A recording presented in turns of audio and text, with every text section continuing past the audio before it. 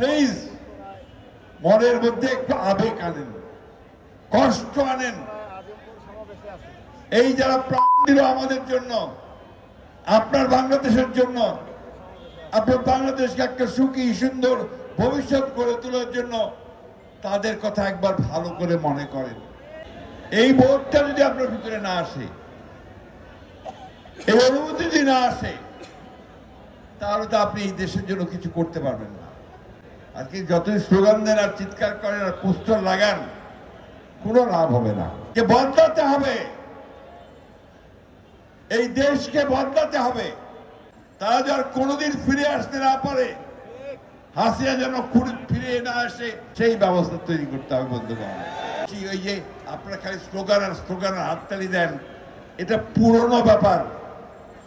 এখন তা দেখতে চায় না মানুষ। মানুষ দেখতে চায় যে আপনারা বাংলাদেশের ভালো কিছুর জন্য আপনারা কাজ করছেন।